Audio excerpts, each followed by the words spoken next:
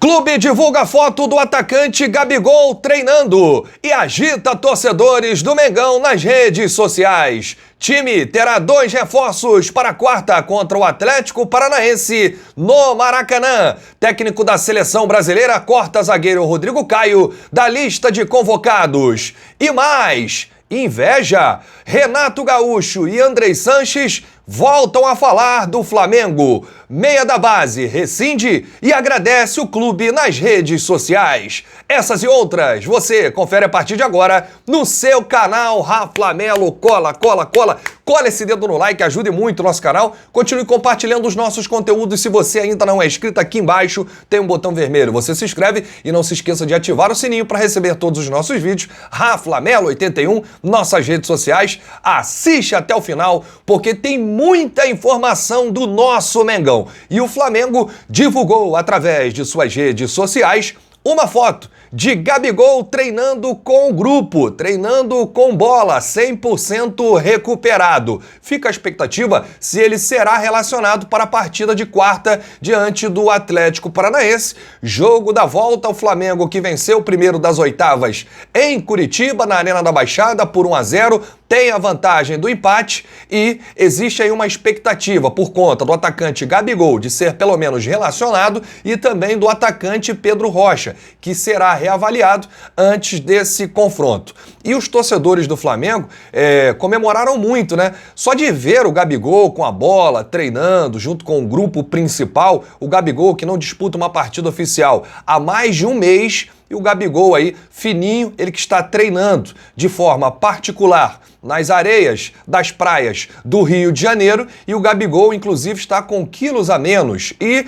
vai voltar com tudo, eu não tenho a menor dúvida. O artilheiro do Mengão na temporada 2019, vice-artilheiro na temporada 2020 e está com fome de bola, fome de gols, e a gente fica aí na expectativa se ele será relacionado. A gente traz essa informação nos próximos vídeos, mas hoje o Flamengo divulgou uma foto de destaque nas redes sociais oficiais do clube do Gabigol, com a camisa lá do Flamengo no treino, com a bola e com o grupo. Boa notícia, pelo menos os lesionados estão voltando aos poucos aí. O Gabigol e o Pedro Rocha serão reavaliados para saber se terão condições de enfrentar o Atlético Paranaense. Outra boa notícia é que a Confederação Brasileira de Futebol, a CBF, cortou o zagueiro Rodrigo Caio. O Tite fez 2 cortes, né? Cortou o Militão também, do Real Madrid, que testou positivo, e o Rodrigo Caio. Para o lugar do Rodrigo Caio, foi chamado o zagueiro Felipe, do Atlético de Madrid. A lesão do Rodrigo Caio foi uma lesão importante, né? Ele que teve aí uma lesão grau 2 e vai desfalcar o Flamengo pelo menos por 15 dias. Fica agora a expectativa da seleção uruguaia cortar o meia Arrascaeta. A diferença dos atletas é que o Arrascaeta ontem participou de uma parte do treino com os jogadores suplentes, né, que não participaram aí da derrota para o São Paulo. Os titulares realizaram um trabalho na academia, um trabalho à parte, e o Arrascaeta treinou com esse grupo de jogadores no CT Jorge Lau Nindrubu. Inclusive, trouxemos aqui as imagens do estado do gramado. O Flamengo já procura algumas empresas para substituir a atual, a Greenleaf, que cuida do gramado do Maracanã e também do Ninho, mas o Arrascaeta, existe sim uma expectativa dele ser cortado pelo técnico da seleção uruguaia. A gente não está cravando nada aqui,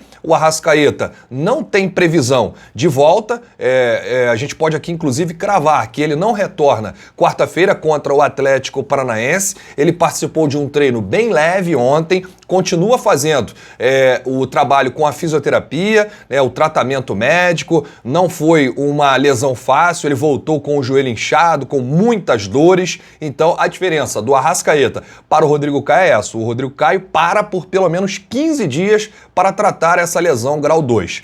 O Arrascaeta, se ele não entrar em campo contra o Atlético Paranaense e também não entrar em campo contra o Atlético Mineiro no próximo domingo, 20ª rodada do Campeonato Brasileiro, aí sim será cortado da seleção uruguaia. Mas se ele for pelo menos relacionado, Aí o técnico da seleção uruguaia entende que ele já está 100% recuperado e ele continuará na lista dos convocados, né, para as eliminatórias da Copa do Mundo Qatar 2022. Olha aqui, o Renato Gaúcho voltou a falar do Flamengo.